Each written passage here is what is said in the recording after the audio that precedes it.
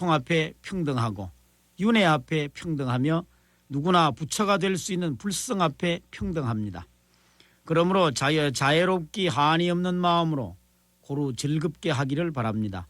어버이가 어린 자식들을 기쁘게 해서 그 기뻐하는 모습에서 한없는 기쁨을 느끼듯이 보살은 모든 중생에게 기쁨을 주려는 마음을 갖습니다.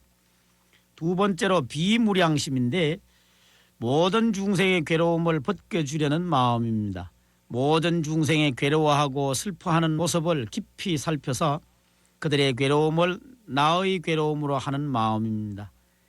남의 행복을 지켜주고 자라게 하며 온갖 괴로움을 없애주려는 두 마음을 우리는 자비심이라고 합니다. 이 자비심은 원수를 사랑하라는 이 마음을 넘어서 사랑할 원수마저 만들지 않는 마음입니다. 다시 말하면 남이 나라는 사상으로 전용되지 않으면 자비심이 생길 수 없습니다. 자기의 아픔을 절감할 때 치유의 방법이 생기듯이 자기가 병들지 않고 남의 아픔을 짐작할 수는 없습니다. 모든 중생이 곧 나 자신이요 나 자신이 곧 일체 중생이라고 환원 정립되면 더불어 함께 사는 생각이 오롯하게 됩니다.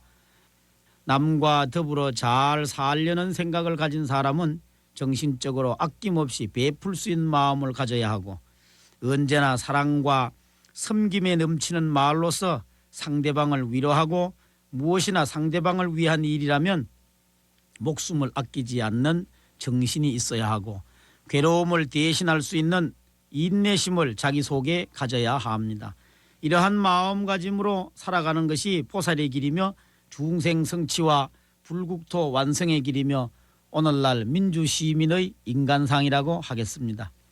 세 번째로 희무량심으로 중생들의 행복을 함께 기뻐하는 마음으로 모든 중생이 기쁨을 얻게 하고 그 기쁨에 함께 동참하여 기뻐하는 것입니다. 남과 내가 하나가 되어 남의 기쁨에 진정으로 참여하고 내 기쁨으로 나눌 수 있는 그런 마음입니다. 우리는 보통 남의 고통이나 이 슬픔의 불행에는 동정하고 위로할 줄은 알아도 남의 기쁨, 남의 행복을 함께 나누고 같이 할 줄 모릅니다. 그러나 보살은 중생의 마음을 따라 그들을 기쁘고 즐겁게 해주고 또 그들의 즐거워함을 같이 기뻐하는 마음으로 가득 차 있습니다. 네 번째로는 사무량심이라고 하는데 보살이 집착과 차별심을 버리고 모든 중생을 평등하게 여기는 너그러운 마음입니다. 어떤 관계에 얽매이지 않고 또 크게 버리는 마음이라는 뜻입니다. 또한 자기가 남을 위해 마음을 써서 좋은 일을 했더라도 과시하지 않고 또 남이 옳지 않은 일을 했을지라도 그가 바른 길을 향해 나아갈 때까지 참고 기다려 지켜주는 마음이기도 합니다.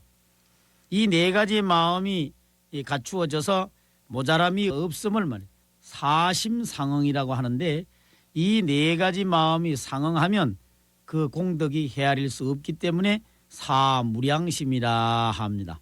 이 네 가지 헤아릴 수 없는 마음은 마치 자동차의 네 바퀴처럼 하나가 되어 움직일 때 부처님의 가르침 따라 세상과 하나로 중생을 구제함이 될 수 있고 정토가 이룩되는 것입니다. 이 네 가지 헤아릴 수 없는 마음이 완성된 사람이 정토에 태어난다는 것입니다. 이 사무량심을 이 현대적 표현을 빌린다면 우주의식, 코스믹 콘시어스네스라고 할 수 있을 것입니다. 이러한 마음이 바로 대자대비심입니다. 부처님께서 이 세상과 중생을 위해 이 땅에 오신 뜻도 바로 이 마음에서입니다. 이와 같이 우주적으로 확대가 된 마음을 가지는 데에서 한 중생을 건지기 위해서는 지옥에까지 달려가시겠다는 부처님의 한없는 권해가 있게 됩니다. 우리는 이 사무량심의 마음을 가지고 오늘의 내 주위와 그리고 나 자신에게 참으로 정직한 마음을 가지고 살아가는 불자가 되었으면 합니다. 우리는 언제나 이 사무량심으로 모든 중생을 바라다 볼 수 있는 자비로움이 있어야 우리가 공부를 하는 의도 살릴 수가 있다고 생각을 합니다. 사무량심을 일으켜 괴로운 세계의 중생을 구제하려는 보살이 중생을 깨달음의 길에 이끌어 드리기 위한 네 가지의 방법, 사서법에서부터 설명을 드리겠습니다. 첫째, 보시섭으로 남에게 평등하게 조건이 없이 베풀어 주는 것을 말합니다. 물질적인 것이거나 정신적인 것, 또 남에게 위안과 용기를 주어 많은 사람의 어려움을 구제해 주는 인연을 통해서 부처의 길, 깨달음의 길로 이끌어 드린다는 것입니다. 이 육바라밀의 보시에서와 마찬가지로 자기중심적 이기주의적인 인색한 마음을 없애고 탐욕을 부리지 않는 그런 마음인 것입니다. 두 번째, 애어섭으로 친절하고 부드럽고 다정한 말로 중생을 이끌어 부처의 길, 깨달음의 길에 들게 하는 것입니다. 남에게 거짓말, 거칠은 말, 욕된 말, 포악한 말 등 자비롭고 지혜롭지 못한 말을 떠나서 오직 자비롭고 지혜로운 마음에서 우러나온 남의 심금을 울리는 말을 한다는 것입니다. 말이란 사람의 사상이나 감정이나 의사를 표현하는 도구이자 마음의 표상이기도 합니다. 또 보살은 진실되고 자비로운 말로 이 감사한 마음을 갖게 하고 아름답고 고운 말로 스스로 기쁨을 느끼게 하고 너그럽고 정다운 말로 가슴을 따뜻하게 감싸줍니다. 불자는 자신의 말에 스스로 책임을 지며 폭력적인 언어를 정화하고 부처님의 말씀과 뜻을 닮아가는 말을 사용합니다. 희망과 용기를 갖게 하는 말, 남의 선행을 드러내어 칭찬하는 말, 잘못을 바르게 이끌어주는 말, 남의 인격과 인권을 지켜주고 부처님처럼 받들고 섬기는 공경스러운 말, 진실된 말로 부처의 길, 깨달음의 길로 이끌어드리는 것입니다. 사실 오늘날 우리가 살고 있는 이 사회는 말의 홍수시대입니다. 이 말의 홍수시대에 살고 있는 우리는 참으로 우리 국어가 거칠어진 것을 볼 수가 있습니다. 우리 모두가 이 아름다운 우리 국어를 정화하고 또 바르게 제자리에 있게끔 우리는 마음을 쓰고 우리는 항상 그 말을 사용할 줄 아는 국민이 되었으면 하는 마음도 간절합니다. 세 번째는 이행섭으로 누구에게나 참된 이익과 도움을 주는 일인데 생각이나 말뿐만이 아니라 실제로 중생에게 이익을 베풀어주는 실천 행을 통해서 부처의 길, 깨달음의 길로 이끌어드리는 것을 말합니다. 이 동작이나 언어, 생각으로 남에게 감화를 주는 것입니다. 참된 이익이란 결국 사람이 그 본래의 참모습으로 되돌아가게끔 하는 것을 말합니다. 이 보살은 남에게 이익과 도움을 주려는 마음으로 자기의 행동을 적극적으로 해서 모두 진실하고 바르게 살리는 행동을 합니다. 다시 말하면 길 잃은 사람에게 친절한 안내자가 되고 병든 사람에게 좋은 약과 의술을 베푸는 자비로운 의사가 되고 따뜻한 간호자가 되고 어두운 길에 밝은 등불이 되고 곤란과 어려움에 처한 절망한 사람에게 새 삶의 길을 개척할 희망과 용기를 주는 좋은 충고자가 되는 등등을 말하는 것입니다. 네 번째는 동사섭이라고 하는데 중생과 더불어 함께 괴로워하고 함께 기뻐하는 행동을 같이 하여 부처의 길, 깨달음의 길로 이끌어 드리는 것입니다. 물에 빠진 사람을 구하려면 물속에 뛰어들어야 하고 불길 속에 사람을 구하기 위해서는 불 속에 뛰어들어야 하는 것입니다. 보살은 생사의 바다에 중생과 같이 윤회하면서 모든 괴로움을 즐거움으로 생각하고 괴로운 현실을 그대로 정토로 삼습니다. 이 네 가지의 방법을 닦으면 중생에게 큰 이익이 돌아가고 공덕이 널리 미쳐서 온갖 번뇌와 괴로움에서 해탈을 얻게 됩니다. 이 해탈의 사실에 이끌려든 중생이 정토에 태어난다는 것입니다. 그리고 아직 지혜와 능력이 모자라 깊고 묘한 진실한 깨달음을 얻지 못한 중생을 이 깨달음의 길로 이끌어들이는 완전한 수단과 방법인 방편이 보살의 정토라는 것입니다. 이 방편은 중생을 구제하기 위한 여러 가지의 수단과 방법을 강구하는 것으로 밝은 지혜와 자비로운 마음에서 나온 것입니다. 이 방편은 상대의 능력과 정도에 알맞게 점차적으로 지혜와 능력을 성숙시켜가면서 가르치는 방법이며 궁극에 이끌어가는 수단인 것입니다. 이 정토에는 모든 수단 방법과 관찰에 뛰어난 걸림없는 중생이 태어난다고 합니다. 이 방편에는 보살이 육바라밀의 행에 의하여 쌓은 공덕을 중생들에게 돌려주어서 중생과 함께 위 없는 깨달음을 구하는 회향 방편이 있고 또 모든 중생을 구제하는 발제 방편이 있다고 합니다. 다음으로는 불교의 최고 목적인 깨달음의 경지를 실현하려는 지혜를 얻기 위한 실천 수행의 길에 37가지가 있다는 37조도품 보디팍시카라고 하는 것인데 이 범부 중생의 그릇된 주관을 근본적으로 다스려 마음을 한 곳에 머무르게 하는 사렴처 선행을 권장하고 잘하도록 격려하는 덕목으로 죄악적인 행위를 경험하지 않도록 하기 위하여 악의 참 그대로의 모습을 알고 예방 조치를 스스로 결행하도록 하는 사정근을 닦은 힘에 의하여 뜻대로 마음이 된다는 사신족, 또 이제 번뇌를 끊고 거룩한 열반의 길, 해탈의 길로 인도되는 근본이 되고 훌륭한 능력과 작용을 하는 오근, 불교의 실천 방법의 기초인 덕목이 되는 5가지 작용인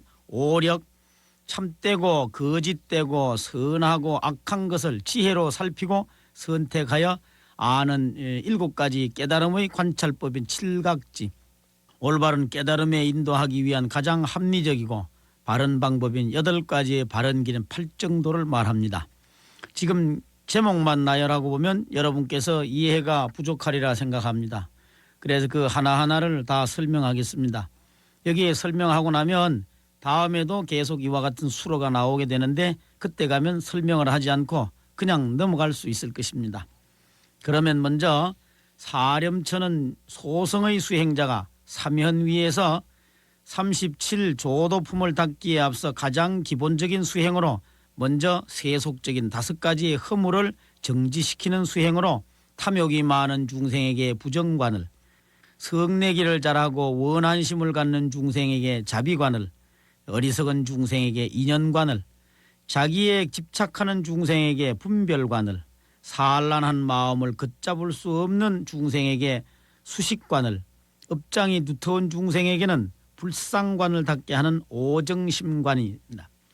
그 다음에 오정심관 다음에 닦습니다. 첫째 신념처라고 해서 부모에게 받은 이 육신이 깨끗하지 못하다고 살펴서 생각하는 것을 말합니다. 이걸 관신부정이다 합니다. 몸에 안팎에 더러움이 가득하여 깨끗한 곳이 없다고 관찰하는 것입니다.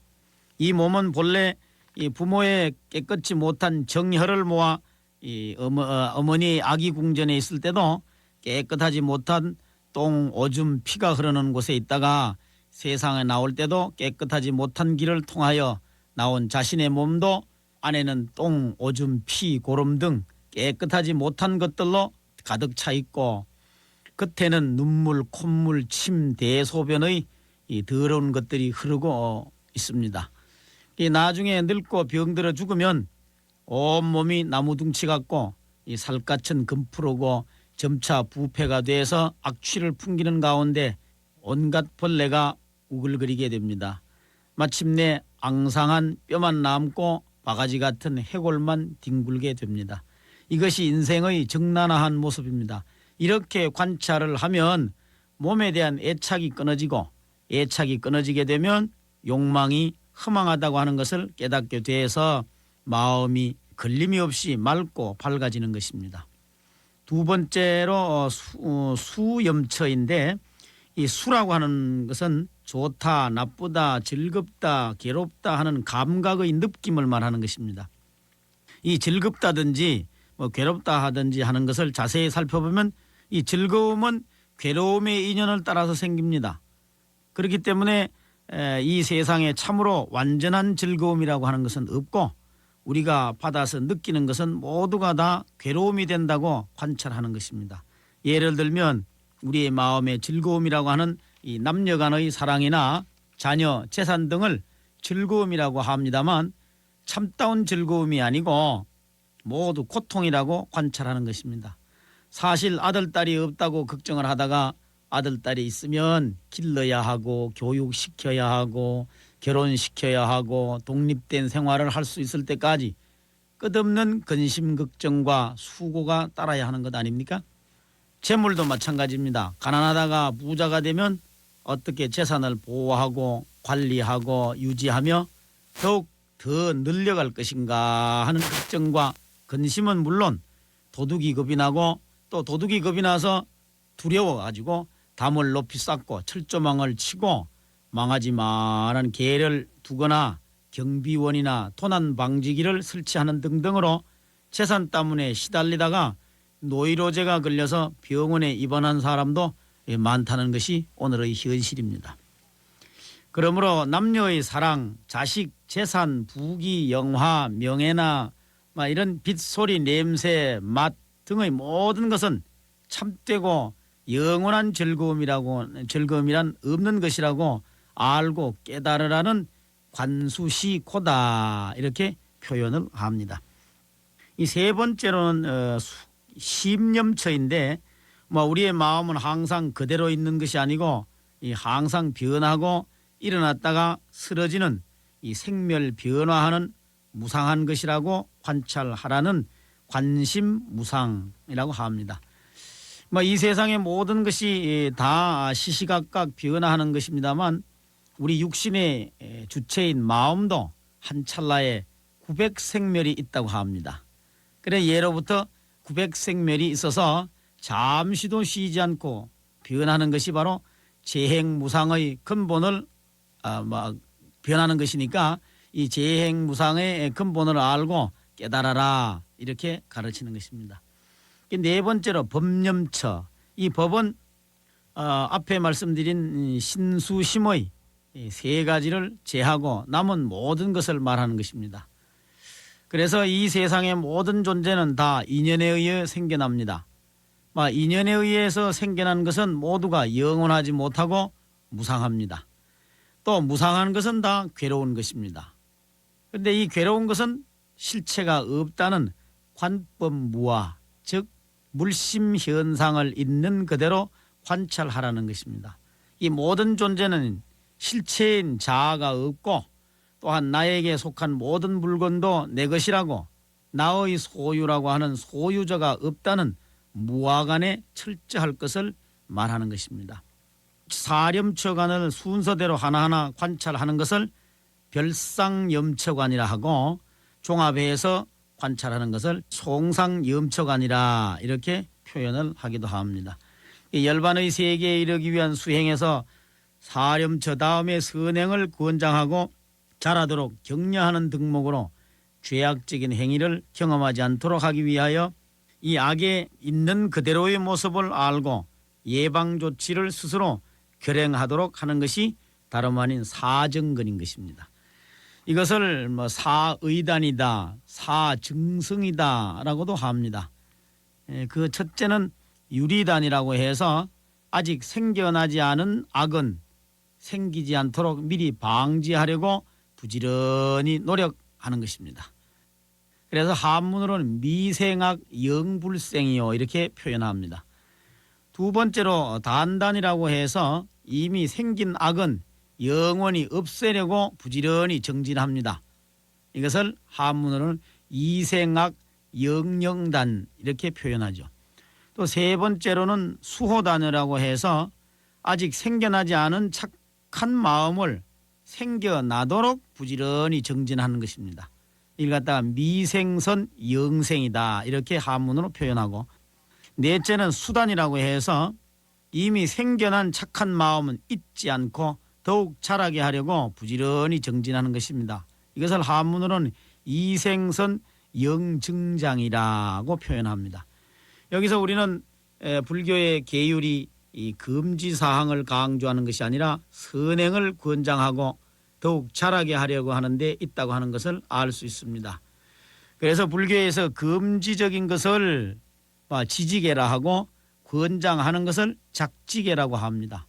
특히 계율을 지키는 것을 우리의 마음을 바르게 잡는 거울임과 동시에 활줄이라고 하는 것을 알고, 계율이 얽매임의 길이 아니라 풀림의 길이고 해방과 자유를 함께 향유하는 최선의 방편이라고 하는 것을 마음에 새겨두어야만 하겠습니다.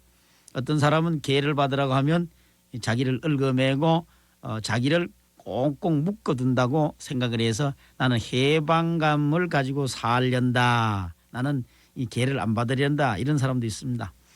이 계율을 지킨다고 하는 것은 현대적인 표현을 빌린다면 생명의 질서를 지키고 생명의 원리대로 살고자 하는 인간의 염원인 아름다움이라고 말씀드릴 수 있을런지 모르겠습니다. 그리고 이 소성의 계율은 무엇을 하지 말아라라고 하는 금지 규정이라고 한다면, 대성의 계율은 여기서 한 걸음 더 나아가서 적극적으로 무엇을 하여라라고 하는 정신이 강합니다. 이 대성의 계는 겉으로 나타나는 형식과 문자에 치우치기보다는 마음으로부터 어떻게 실천하는가에 중점을 두는 심계, 심지계의 성격이 강하다고 하는 것을 알아야만 합니다. 또한 대성의 계는 공의 바탕 위에 세워졌기 때문에 무심을 실천하는 계라고 말씀드릴 수 있습니다. 사정근을 닦은 힘에 의하여 뜻대로 마음이 된다는 사신족에서부터 설명드리겠습니다. 이 사신족을 사여의족이라고도 합니다. 이 사신족에서 첫째는 욕여의족입니다. 반드시 부처님의 경지에 이르겠다, 반드시 모든 중생을 구제하겠다, 훌륭한 선정을 얻겠다는 욕망이 강렬해서 하고자 하는 대로 되는 마음입니다. 두 번째, 정진요의적으로 쉬지 않고 한결같이 노력해서 나아간다고 하는 뜻으로 정진하는 마음, 즉 구도심이 강하여 물러남이 없이 용맹정진하게 된다는 것입니다. 세 번째, 염려의족으로 그와 같이 정진함에 의해서 조금도 삿된 생각이 섞이지 않고 순이란 마음, 바른 마음이 한결같이 계속되는 것으로 향상심을 잃지 않는 것입니다.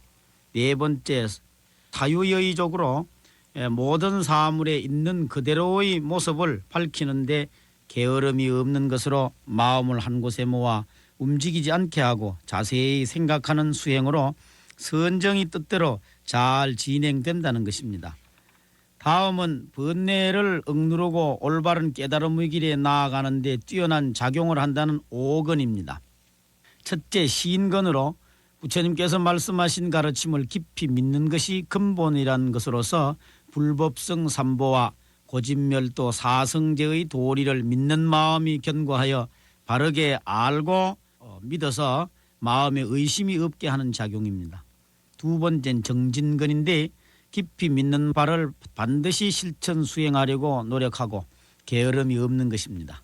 수행을 게을리하지 않고 용맹스러운 마음으로 나아가는 것으로 부처님의 바른 법을 익혀 나아가고, 부처님의 법이 아닌 것은 물리치는 데 용맹스러워 그릇된 법이나 외도의 가르침에 눈을 돌리지 않는 순수하고 어떤 그릇된 것도 섞이지 않은 마음의 뿌리가 깊어서 흔들리지 않는 것을 말합니다. 세 번째는 염건인데 세속적인 나쁜 욕심이나 근심 걱정을 끊고 언제나 부처님의 바른 법에 마음을 두어서 다른 것에 마음이 뺏기지 않는 작용과 능력을 말합니다.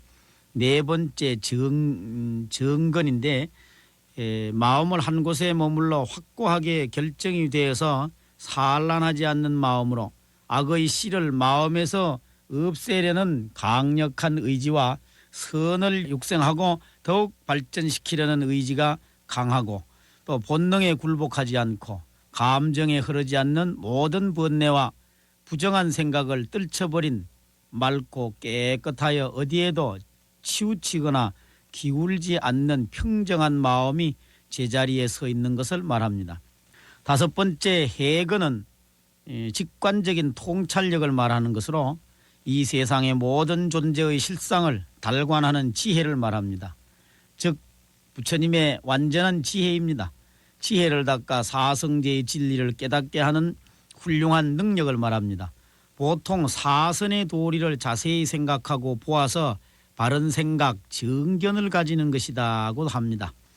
그 다음에는 앞에 오건을 닦아 불교를 믿고 다른 것을 믿지 않는 신력, 또 선을 닦고 악을 버리는데 게으르지 않고 부지런한 정진력, 또 그릇된 생각을 버린 염력, 선정을 닦아 어지러운 생각이 없는 정력, 지혜를 닦아 사성제의 진리를 깨닫는 힘을 얻었다는 해력의 다섯 가지의 능력을 오건이라 합니다. 그 다음에 오는 37조도품 가운데 여섯 번째로서는 참되고 거짓되고 선하고 악한 것을 지혜로 살피고 선택을 해서 아는 일곱 가지 깨달음의 관찰법인 칠각지입니다. 칠각지는 첫째 택법각지라고 하는데 지혜로 모든 법에 착하고 악한 것, 바르고 그릇된 것을 살펴서 악하고 그릇된 것을 버리고 바르고 선한 것을 선택하여 바른 법에 의하여 수행하는 것을 말합니다. 두 번째 정진각지로 한 마음으로 노력하는 것으로 쓸데없는 고행을 버리고 중도행에 전력을 하여 게으르지 않고 부지런히 수행해 나아가는 것입니다. 세 번째 희각지라고 하는데 참된 법을 얻어서 기뻐하는 것입니다. 아 그렇습니다 하는 자기 긍정에서 오는 환희심을 말합니다. 제각지 네 번째는 그릇된 생각이나 번뇌를 끊어버릴 때 참되고 거짓됨을 알아서 바른 선근을 길러가는 것입니다. 다섯 번째는 사각지라고 하는데 밖의 대상에 대하여 집착하던 마음을 버릴 때 거짓되고 참되지 못한 것을 추억하는 그런 마음을 버리는 것입니다. 이 마음이 한쪽에 치우치지 않고 모든 경계에 평등하고 괴로움이나 즐거움에 집착을 버리는 것이죠. 여섯 번째 정각지라고 해서 마음을 한 곳에 두어 정신 통일을 하고 고요히 선정에 들어서 번뇌 망상을 일으키지 않고 깨달음의 세계로 들어가는 것입니다.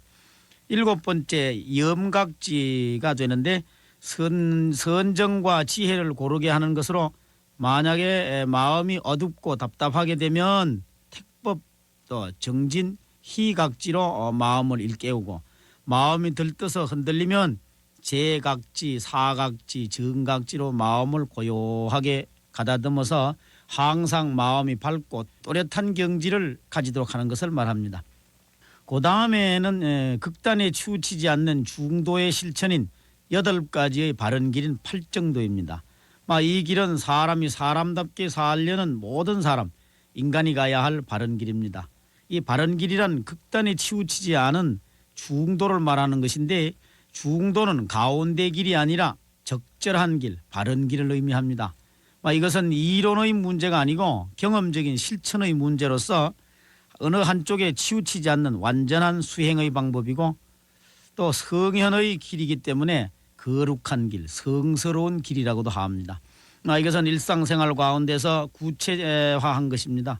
이 팔정도에 대해서는 여러분들이 너무나도 잘 알고 계실 줄 믿지만 간단하게만 소개를 합니다. 첫째 정견, 모든 존재와 사물에 대하여 바르게 관찰하고 바른 견해를 가지는 것으로 삼법인 사성제 12인연에서 밝히고 있는 진리를 그대로 참답게 볼 것을 요구하는 것입니다.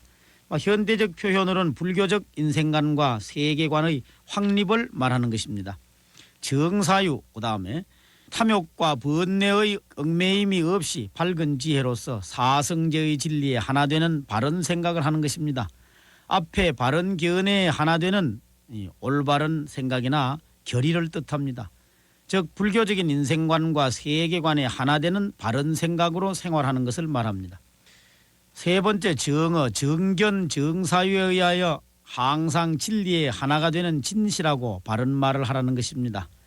거짓말, 생색내는 말, 거칠은 말, 화합을 깨뜨리는 말을 하지 말고 남과의 사이에 사랑과 단결과 융화를 가져오는 부드럽고 진실하며 사랑과 용기와 희망을 줄 수 있는 의로운 말, 진리를 드러내는 말을 하는 어느 생활의 정화를 말하는 것이죠.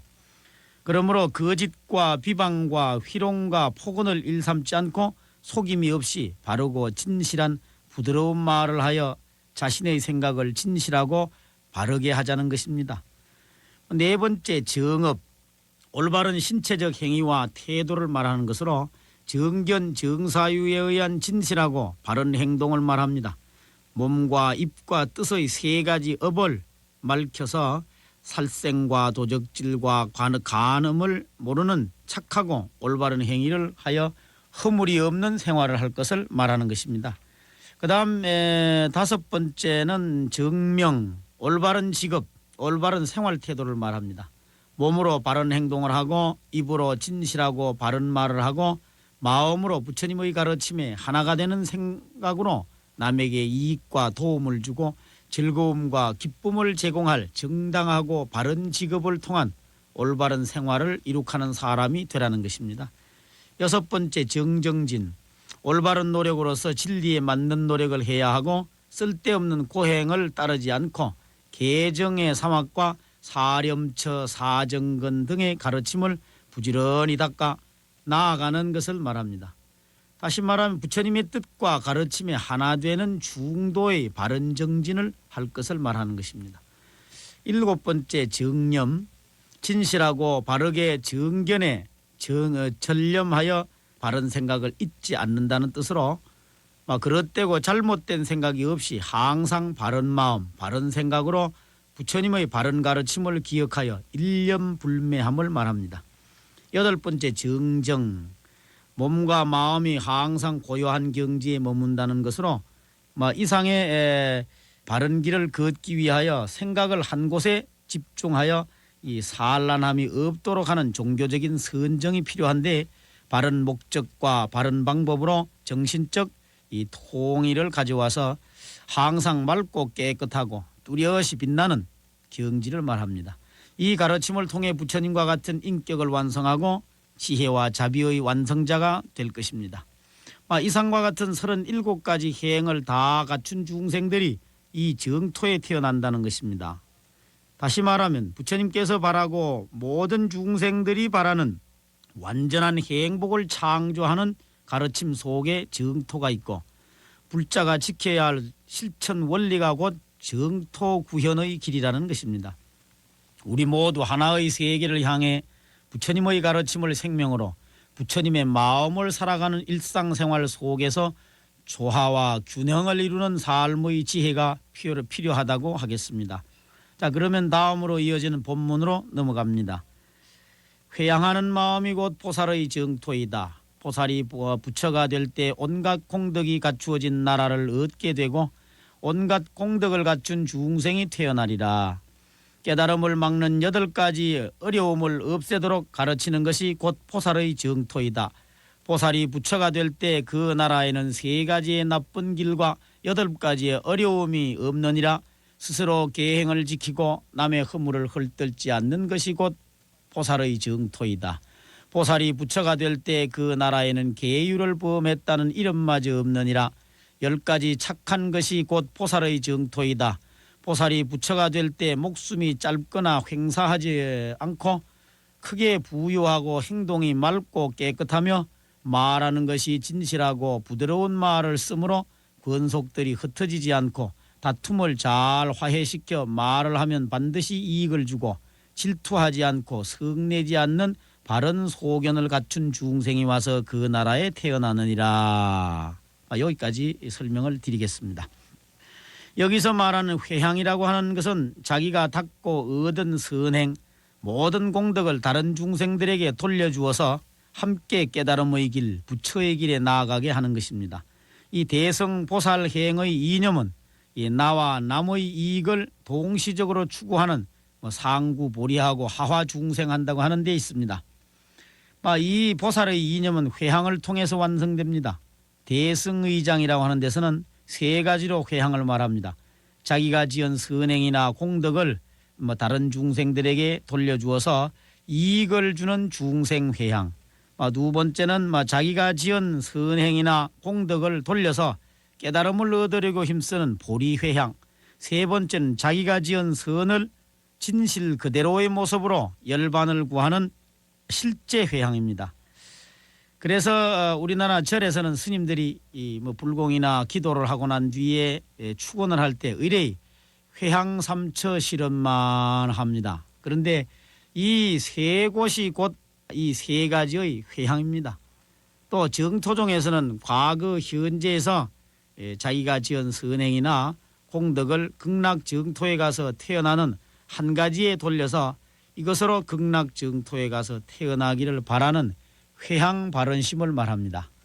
여기서는 자기의 공덕을 중생에게 베풀어서 함께 같이 정토에 가서 태어나기를 원하는 왕상회향과 또 정토에 태어난 뒤에 다시 대비심을 일으켜서 이 세상에 돌아와서는 중생을 교화하여 함께 부처의 길에 들게 하는 환상회향을 말합니다.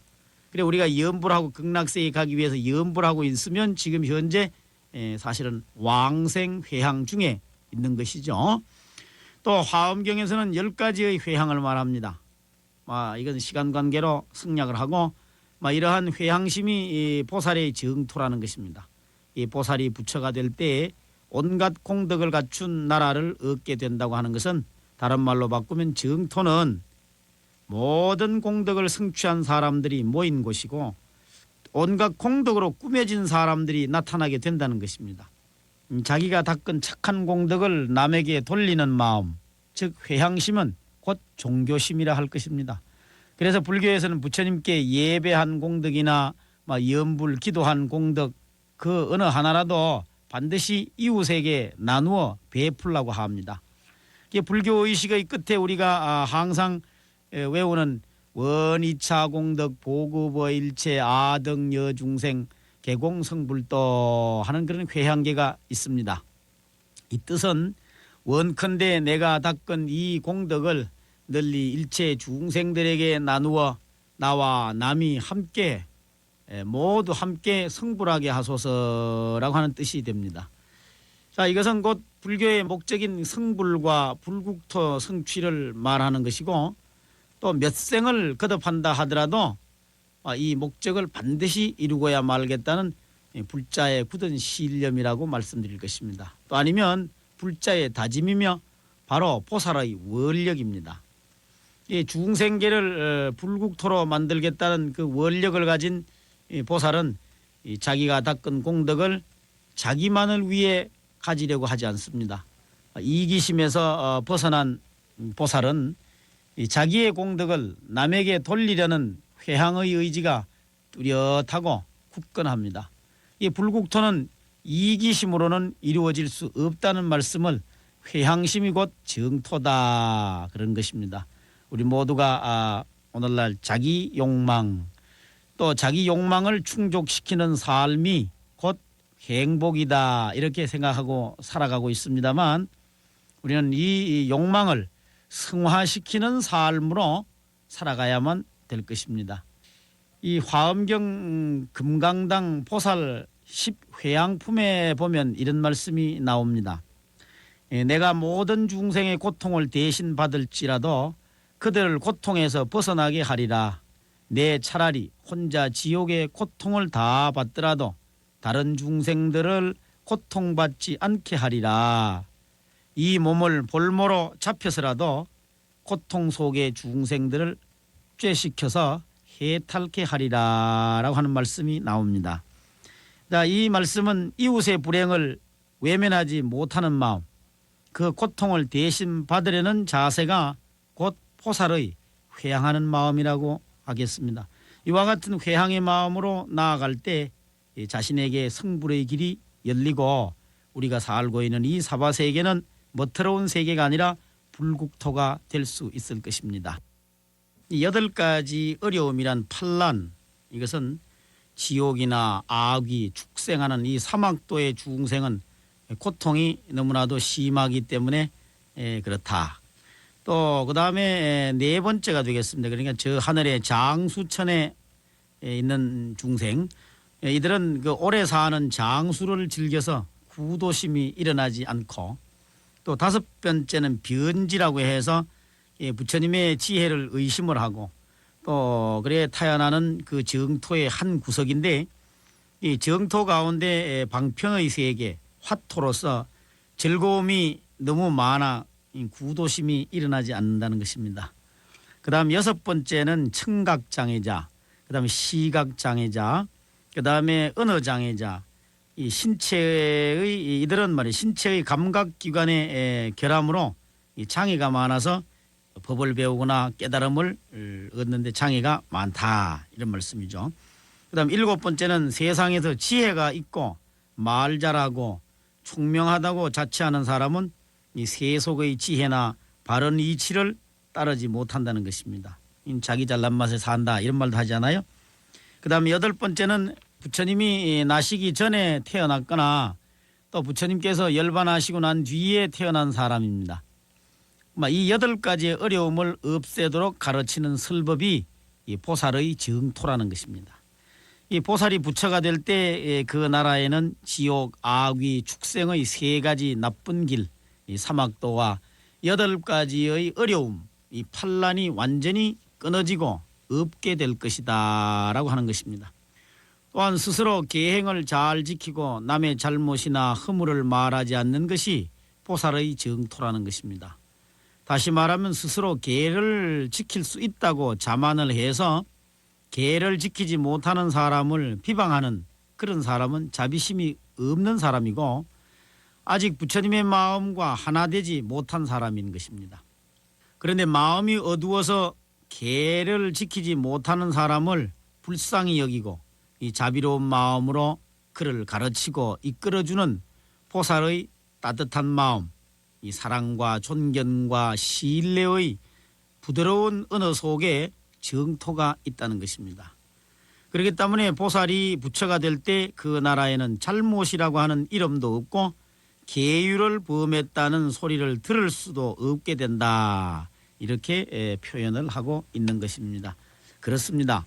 이 자비로운 마음으로 어여삐 여기고 또 간곡한 말씀으로 바르게 가르치는 보살이 있으면 이 생명의 질서를 지키고 생명의 원리대로 살아가려는 이 계를 범하는 사람은 자연히 없게 될 것입니다.